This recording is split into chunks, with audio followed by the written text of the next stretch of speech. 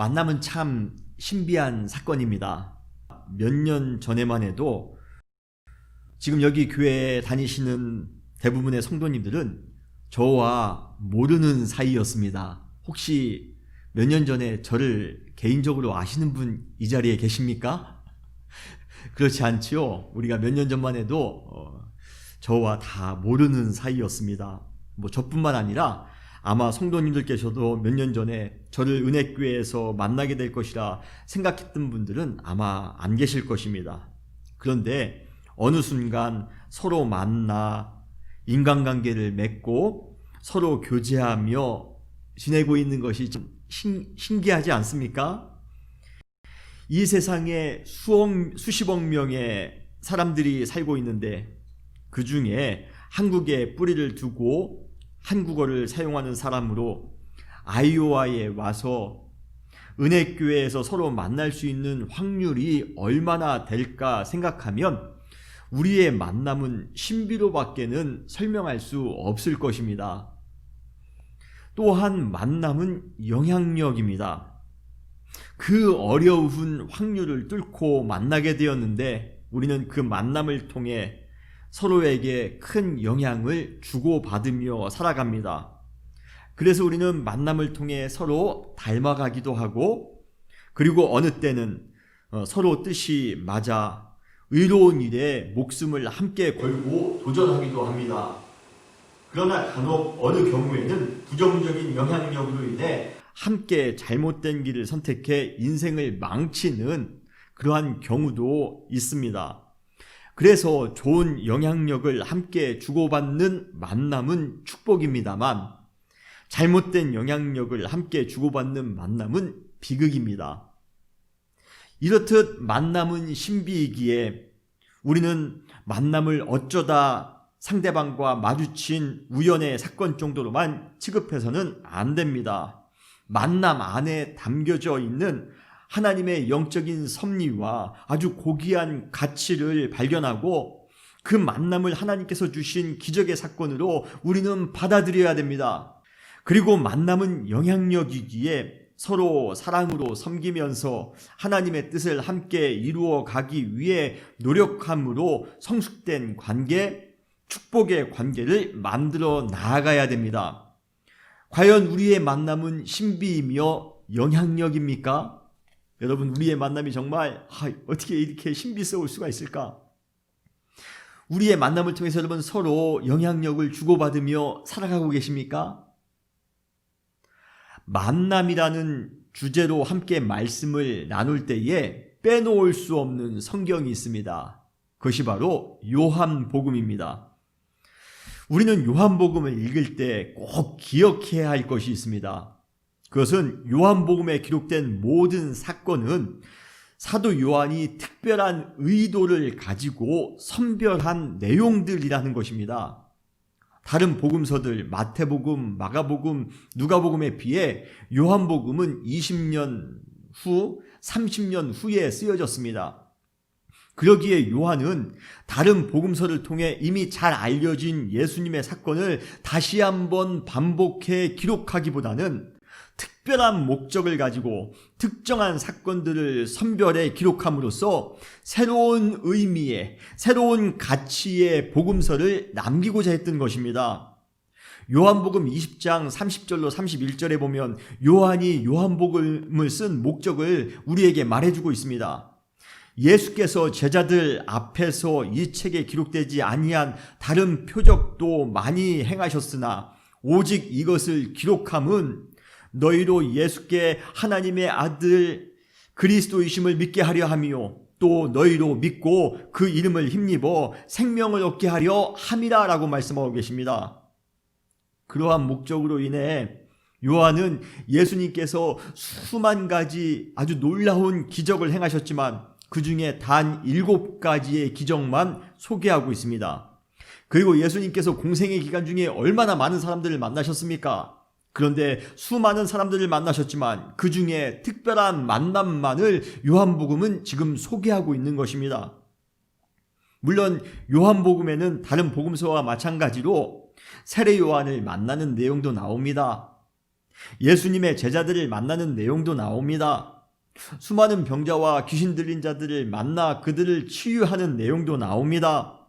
그리고 예수님을 대적했던 유대인들과 그들의 지도자들을 만나는 내용도 소개하고 있습니다.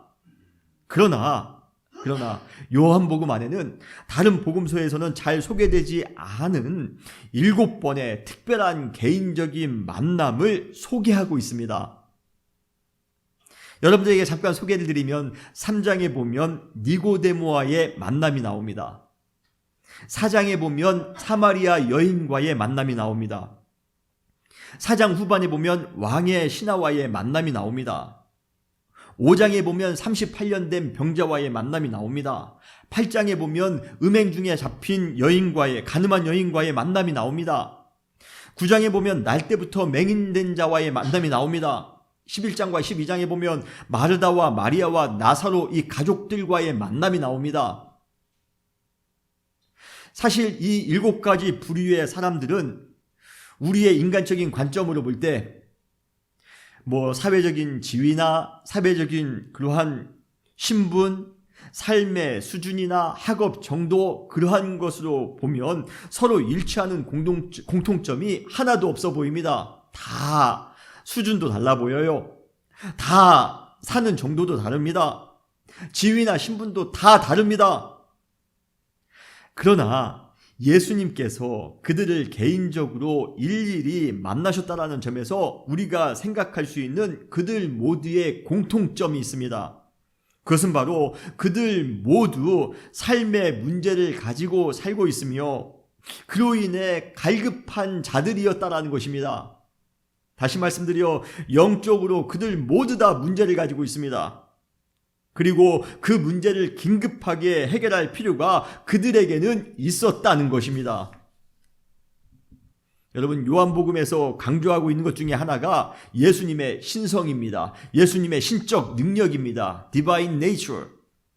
그래서 마지막 부분에 보면 의심 많은 도마가 부활하신 예수님을 보았을 때 이렇게 고백합니다. 요한복음 20장 28절에 보면 나의 주님이시요 나의 하나님이십니다. 예수님은 바로 그러한 하나님이십니다. 그러한 주님이십니다. 신적 능력을 가지고 계신 분이십니다. 그러한 능력을 가지고 계신 분이시기에 예수님께서는 만나는 사람들 각자 안에 있는 신분이 다르다 할지라도 지위가 다르다 할지라도 수준이 다르고 삶의 정도가 다르다 할지라도 그들 각자 마음속에 있는 영적인 고통들, 상처들, 영혼의 문제점들이 무엇인지를 정확하게 꿰뚫어 보실 수 있으실 뿐만 아니라 그들을 치유하실 수도 있었던 것입니다. 우리는 앞으로 요한복음 안에 나오는 예수님과 개인적으로 만났던 7명의 특별한 사람들에 관해 함께 나눌 것입니다. 저는 솔직히 예수님과 만났던 이들에 관해 묵상하면서 개인적으로 그들이 너무 많이 부러웠습니다. 여러분, 만남은 신비라고 말씀드렸습니다. 만남은 영향력입니다. 좋은 만남은 큰 축복이라고 할 때 예수님을 만난 그들 모두는 아마 일생일대에 가장 큰 신비를 경험한 것이며 엄청난 영향을 받았을 것입니다. 아마 그들은 평생을 두고 축복된 인생을 살았을 것임에 분명합니다. 이 세상에 수많은 만남이 있습니다. 그러한 만남 중에서 예수님과의 만남을 능가할 수 있는 만남이 이 세상에 어디 있을까요? 여러분, 예수님과의 만남 이상 더 좋은 만남 여러분 있으면 저에게 소개해 주세요. 저도 그러면 그 만남을 하겠습니다.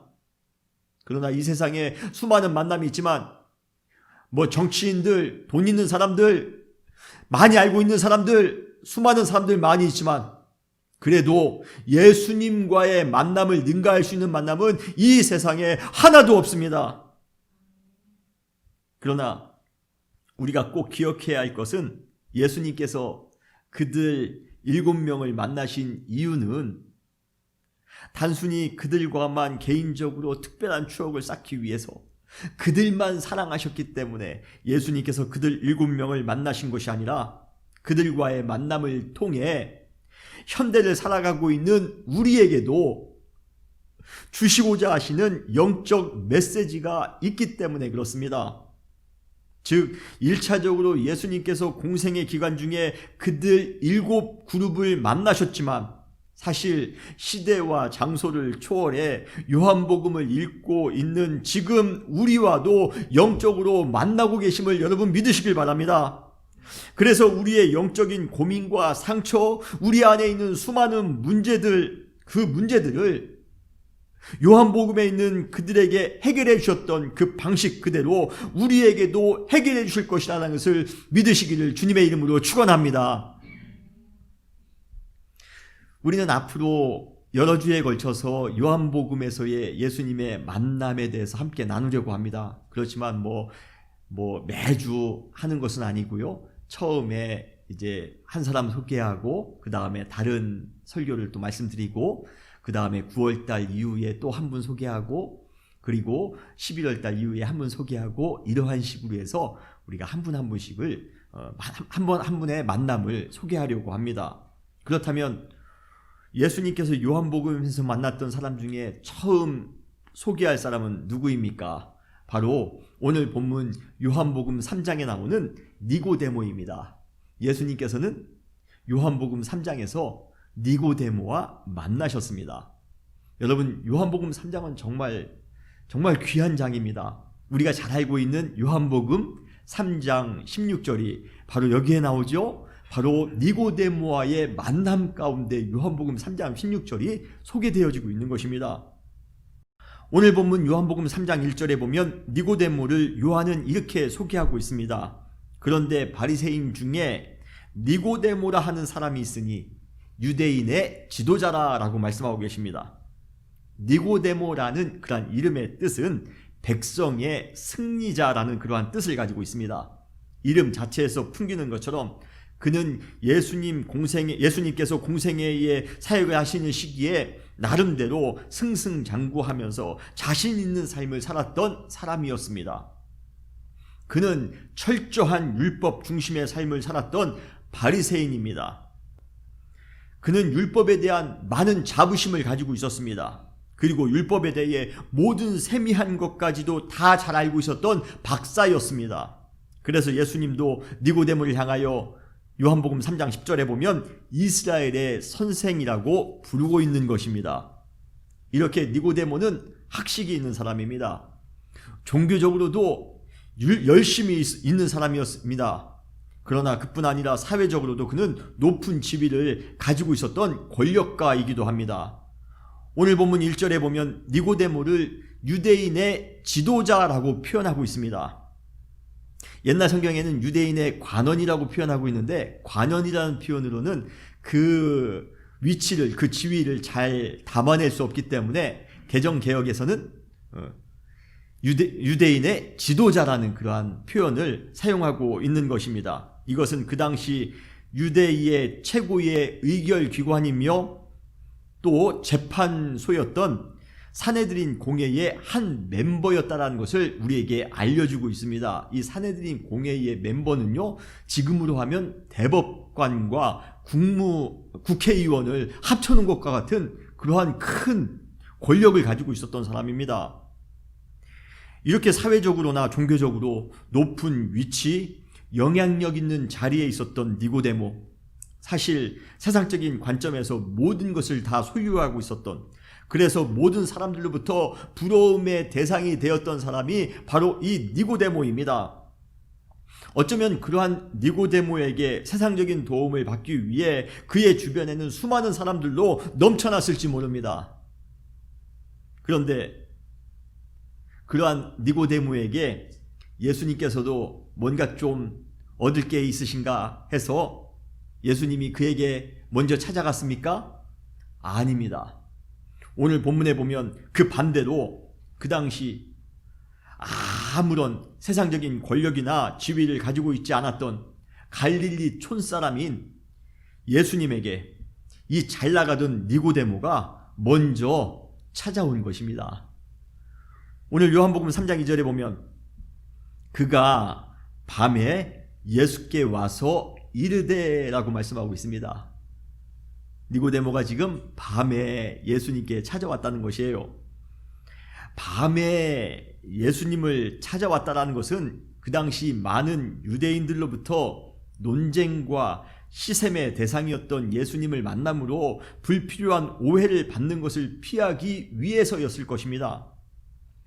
율법 교사이며 권력자인 그가 이미 높은 곳을 차지한 사람이며 많은 권력을 이룬 사람이었습니다. 그러나 그것은 역으로 언제든지 낮은 곳으로 떨어질 수 있으며 자기가 소유했던 그 많은 것들을 잃을 수도 있는 사람이라는 뜻이기도 합니다. 그러기에 많이 가지고 있는 사람, 높이 올라간 사람은 매사에 신중하기 마련입니다. 떨어질까? 많은 것을 잃을까? 매일 노심초사하며 신중하게 살아갑니다. 니고데모가 낮에 예수님께 찾아와 다른 사람의 시선과 이목에 상관없이 당당하게 예수님을 만날 수 있었다면 얼마나 좋았겠습니까? 물론 좀 아쉬움이 있지만 사실 그것은 니고데모 개인의 잘못이 아니라 그가 연약한 인간 중에 한 사람이라는 그러한 잘못일 것입니다. 그런데 사실 우리도 니고데모와 같이 높은 지위나 많은 권력을 가지고 있지 않는데도 불구하고 우리 역시 예수님을 만나는 것에 대해 소극적일 때가 많이 있습니다. 적극적으로 예수님을 만나는 것이 아니라 사람들이 다 보는 데에서 예수님을 만나는 것이 아니라 우리의 일상생활에서, 우리의 직장에서, 우리의 이웃들 가운데, 우리의 캠퍼스에서 당당하게 예수님을 만나는 제자로서 빛과 소금의 삶을 살고 있던가 우리 스스로 생각해 볼 때 솔직히 우리 역시 니고데모와 같은 종류의 사람이라는 것을 곧 깨닫게 됩니다. 혹여나 세상의 동료나 세상의 친구, 세상의 이웃들이 볼까 마지못해 밤에 예수님께 나와 잠깐 얼굴만 내민 후 부랴부랴 세상으로 다시 돌아가 마치 밤에 아무런 만남이 없었다는 듯이 태연하게 세상 사람들과 똑같이 살아가는 것이 우리의 모습이었습니다. 여러분, 그러한 우리들도 어쩌면 21세기 니고데모입니다. 사람들에게 주목받지 않고 조용히 나만의 개인 영성을 위해서만 살겠다라고, 밤에 잠깐 예수님을 만나는 정도로만 신앙생활을 하겠다고 한다면이야 뭐 어쩔 도리가 없습니다만, 자고로 신앙은 세상 속에서 당당하게 드러낼 때 더 가치 있고 찬란해지는 법입니다. 사랑하는 성도 여러분, 우리의 신앙이 밤에 잠깐 예수님을 만나는 정도로의 신앙은 아닙니까? 혹시 대놓고 낮에 우리의 일상 한가운데 수많은 이웃들이, 수많은 동료들이 보든 안 보든 상관없이 당당하게 예수님을 만날 수 있는 그러한 신앙이었으면 좋겠습니다. 우리 예수님은 스파이가 아니라 만왕의 왕이십니다. 어두운 곳에서 은밀하게 접선하듯이 만날 뿐이 아니라 모든 사람들이 보는 앞에서 자랑스럽게 영광스럽게 만나야 할 분이 바로 예수 그리스도이신 줄 믿으시길 바랍니다. 사랑하는 성도 여러분, 밤에 소극적으로 예수님을 만나는 신앙이 아니라 낮에 수많은 사람들이 본다 할지라도 내가 복음을 부끄러워하지 아니합니다. 내가 예수님 만나는 것을 부끄러워하지 아니합니다. 예수님, 주님은 만왕의 왕이십니다. 그 하나님을 만나는 이 순간이 자랑스럽고 영광스럽습니다. 당당하게 예수님을 만나며 살아갈 수 있는 자신 있는 신앙의 소유자가 되시기를 주님의 이름으로 축원합니다. 물론 밤에 예수님을 찾아온 소극적이고 지나치게 신중한 니고데모이라 할지라도 그에게는 한 가지 인정해 줄 만한 아주 긍정적인 면이 있었습니다. 바로 예수님에 대해 열린 마음을 가지고 있었다는 것입니다. 아무리 밤이라 할지라도 그의 신분과 그의 지위로 예수님께 먼저 찾아오는 것은 결코 쉬운 일이 아니었을 것입니다. 그리고 먼저 그가 예수님에게 찾아가 예수님을 뭐라고 부릅니까? 랍비라고 부르고 있습니다. 오늘 본문 3장 2절에 보면 그가 밤에 예수께 와서 이르되 랍비여, 랍비여.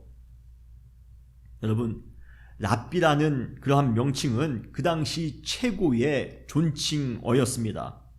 사실 이 칭호를 받기 위해서는 어느 정도 강도 높은 율법 교육을 받아야 합니다. 그리고 모든 사람들이 인정하는 어느 정도 객관적인 수준에 도달해야지만이 이 랍비라는 칭호를 받을 수가 있습니다. 그래서 랍비라는 칭호를 받기 위해서는 적어도 좀 인생의 연륜을 경험한 적어도 40대 이상 50대 이상이 되어야지만이 랍비라는 칭호를 받을 수 있었답니다. 그런데 니고데모는 율법 전문가입니다. 바리새인입니다.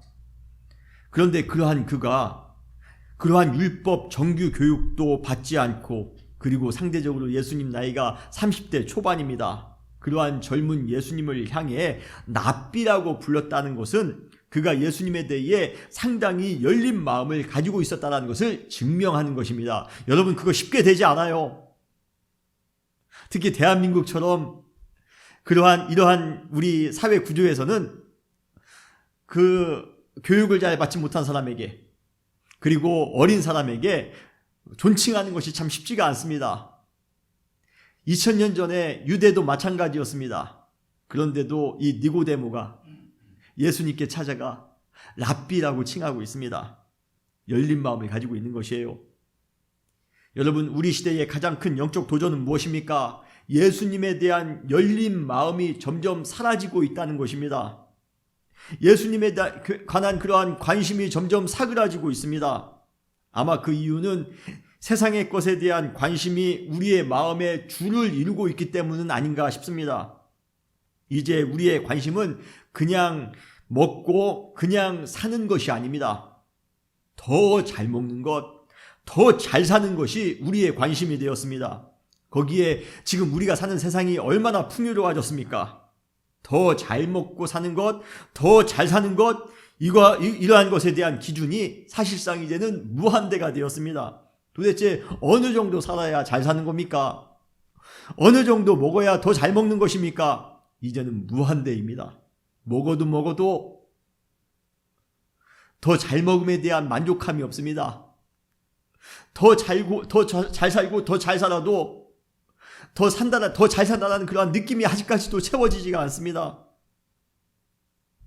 아니, 그 정도 먹고 그 정도 살면 이제는 좀 예수님께 대한 열린 마음을 가질 법도 한데, 더 잘 먹고 더 잘 살아야 된다는 끊임없는 욕심 프레임에 사로잡혀 영적인 것에는 문을 닫고 살아갑니다.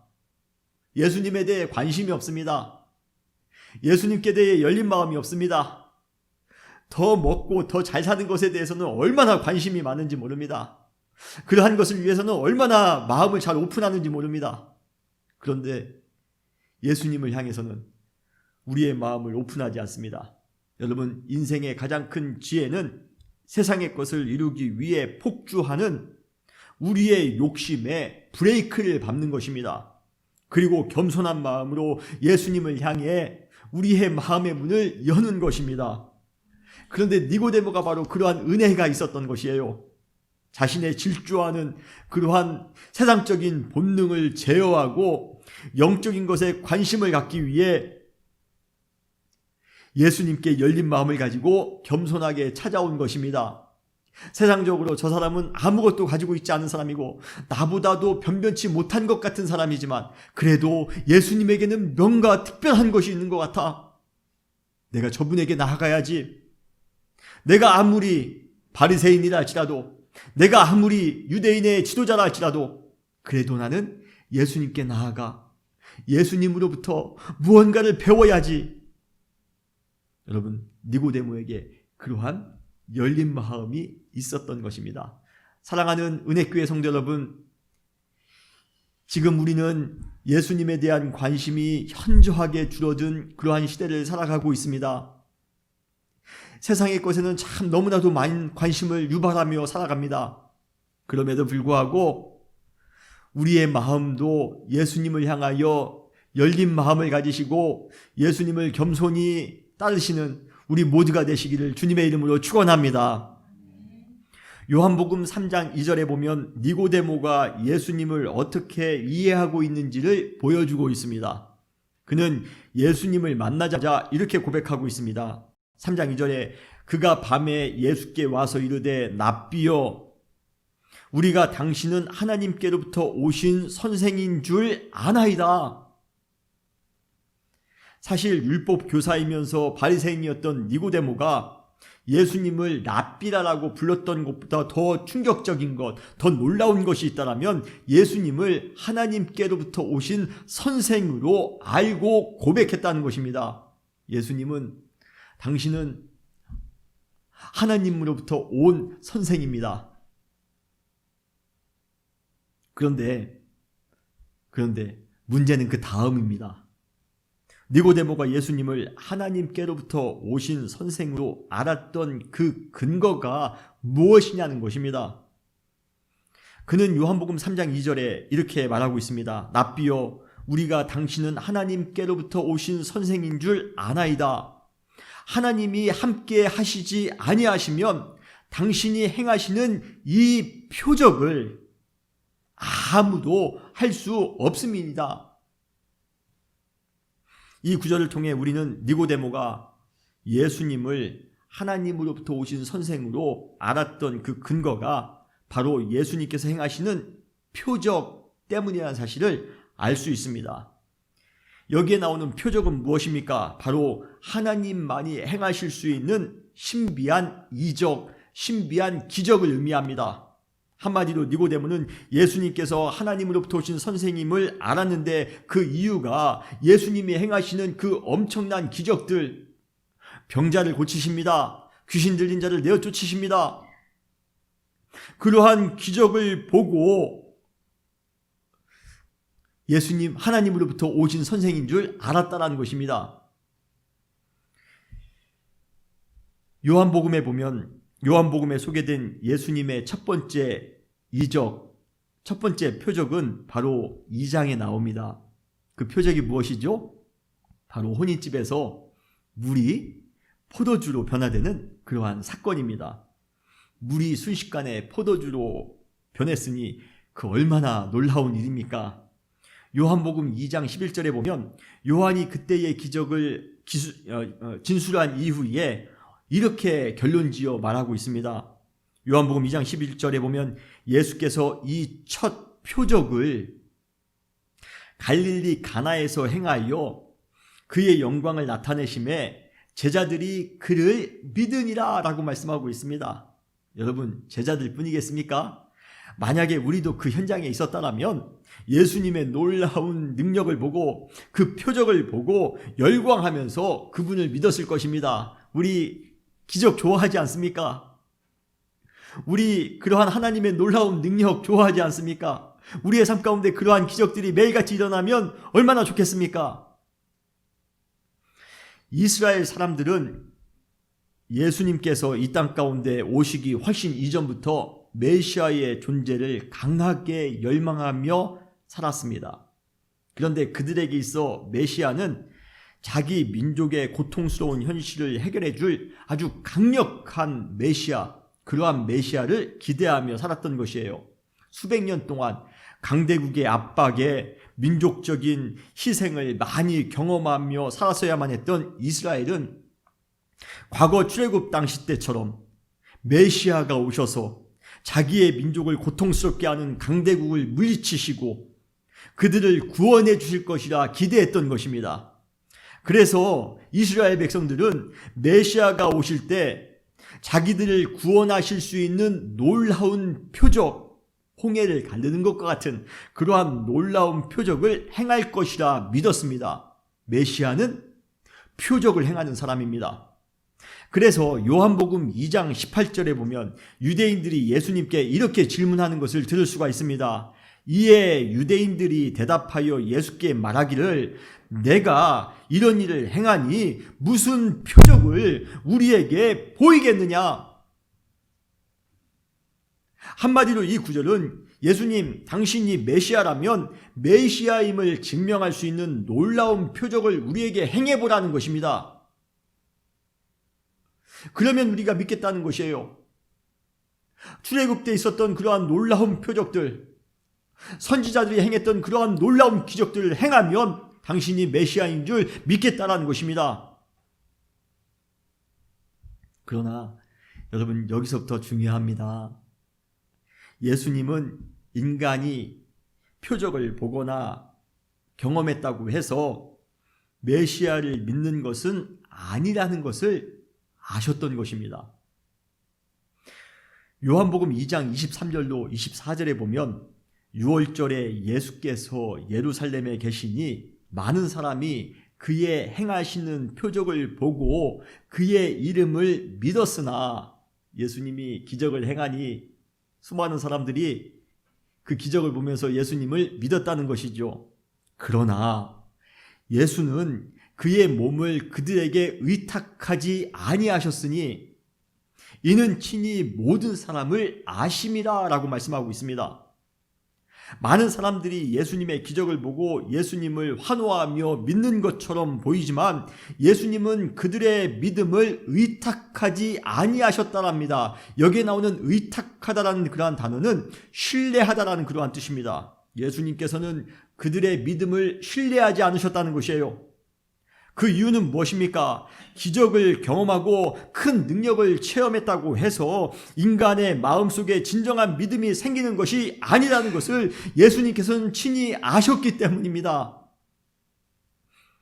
사람이 예수님을 그리스도로 고백하는 것, 영적으로 온전히 변화되는 것, 그래서 하나님의 사람이 되는 것은 표적이나 놀라운 기적을 체험했기 때문이 아니라는 것입니다.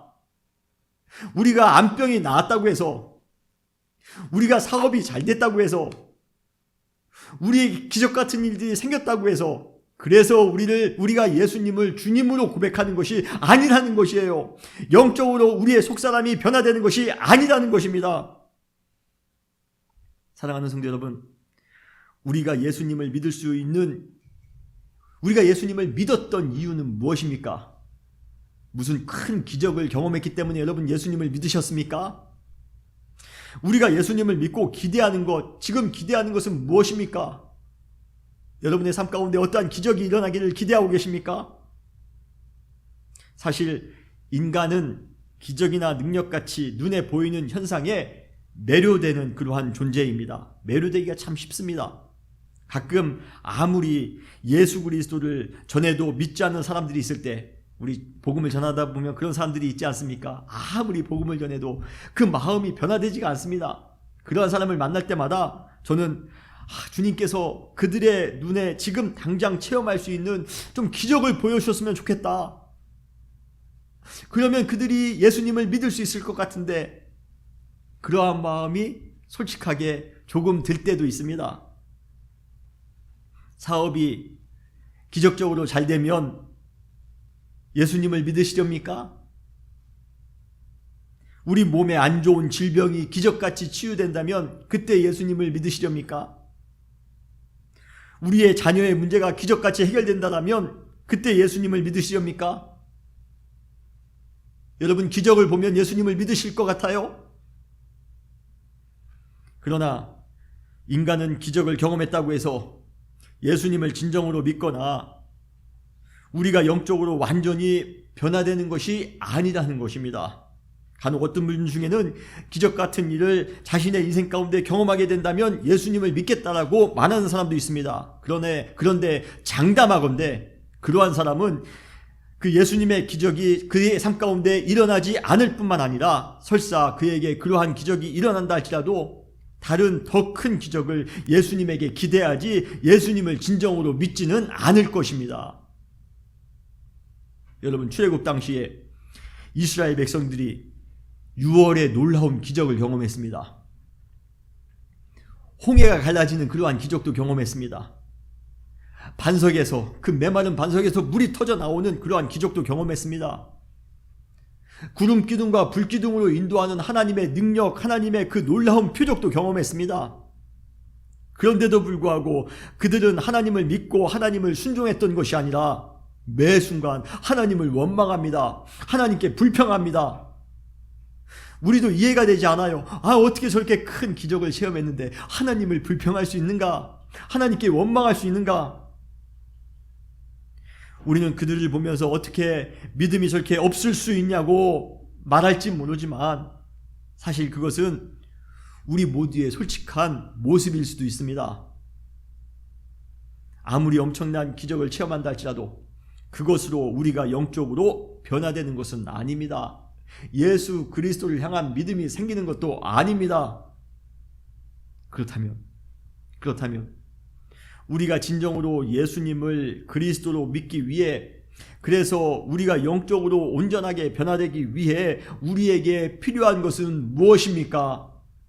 이것을 우리에게 알려주기 위하여 요한복음 3장이 쓰여진 것입니다. 니고데모의 만남을 지금 소개하고 있는 것입니다. 진정으로 우리가 예수님을 믿기 위해서는 무엇이 필요한지,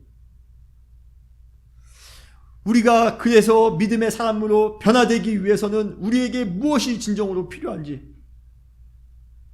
여러분 무엇이 필요합니까? 오늘 그 답을 여러분들에게 말씀드리고 설명은 다음 주에 이어서 하겠습니다. 요한복음 3장 2절에 보면 니고데모는 예수님을 랍비라라고 부릅니다. 그리고 하나님께로부터 오신 선생으로 그는 알았다라고 고백합니다. 그런데 그 이유가 예수님께서 행하신 표적 때문이라고 말씀하고 있습니다. 그런데 이렇게 고백하는 니고데모의 말에 예수님께서는 3절에 드디어 첫 대화를 시작하십니다. 그런데 그 대화가 무엇입니까? 표적을 통해서 예수님을 믿는 것이 아니라는 것입니다. 표적을 통해서, 기적을 통해서 우리의 영혼이 변화되는 것이 아니라는 것을 말씀해 주고 있습니다. 그러면 무엇을 통해서입니까? 3장 3절에 보면 예수께서 대답하여 이르시되 진실로 진실로 내게 이르노니 사람이 거듭나지 아니하면 하나님의 나라를 볼 수 없느니라. 할렐루야. 우리가 거듭나야 하지만이 하나님의 나라를 볼 수 있다는 것입니다. 표적을 통하여 하나님의 나라를 볼 수 있는 것이 아닙니다. 우리가 하나님의 나라를 볼 수 있는 방법, 그리고 우리가 온전히 변화될 수 있는 방법, 우리가 예수님을 그리스도로 믿을 수 있는 방법은 우리가 거듭나는 것밖에 없습니다. 예수님께서는 니고데모에게 거듭나라고 말씀하십니다. 거듭나지 아니하면 하나님의 나라를 볼 수 없다. 한마디로 말하면 새롭게 거듭나라는 것입니다. 새롭게 태어나라는 것입니다. 사람이 표적을 보고 신비하게 느꼈기 때문에 예수님을 믿고 따르는 것이 아니라 우리가 거듭나야지만이 예수님을 하나님으로부터 오신 메시아로, 그리스도로 믿을 수 있게 된다는 것입니다. 거듭남을 다른 말로 하면 중생이라는 표현을 사용합니다. 다시 태어난다라는 그러한 표현입니다. 우리가 새로 거듭나야지만이 우리는 예수님을 믿을 수도 있고 우리의 영혼이 온전히 변화될 수도 있습니다. 세상에서 여러분 가장 신비한 기적이 뭔지 아십니까? 암병이 낫는 것이 아닙니다. 우리 사업이 잘 되는 것이 아닙니다. 이 세상에서 가장 신비한 기적은 우리 안에 이 영적인 거듭남의 체험을 하는 것입니다. 우리 안에 그 거듭남의 체험이 믿어지는 것이에요. 예수 그리스도를 믿음으로 말미암아 우리의 모든 것들이 다 변화되어지는 것, 여러분 그것이 우리에게 가장 큰 표적이며 기적인 줄 믿으시길 바랍니다. 그리스도 안에서 다시 태어나는 사람만이 진정한 믿음의 사람이 될 수 있습니다. 하나님의 나라를 볼 수 있는 은혜를 경험할 수 있는 것입니다. 사랑하는 은혜교회 성도 여러분, 우리가 예수님을 믿기 위하여 거듭나시는 우리 모두가 되시기를 주님의 이름으로 축원합니다. 그때 비로소 우리는 믿음의 사람으로 변화될 수 있는 것입니다. 요한복음 3장이 쓰여진 이유, 니고데모를 예수님이 만나신 이유, 요한이 이 내용을 아주 세밀하게 우리 가운데 기록해 놓고 있는 이유, 알려주고 있는 이유, 여러분 어떠한 현상으로 우리가 예수님을 믿는 것이 아닙니다. 우리 눈에 아무 증거 아니 배어도 예수 그리스도 안에서 거듭남을 체험하시는 그러한 놀라운 은총을 오늘 한날 그리고 여러분의 인생 가운데 매일같이 체험하며 살아가시는 거듭난 하나님의 백성이 되시기를 주님의 이름으로 축원합니다. 다시 기도하시겠습니다.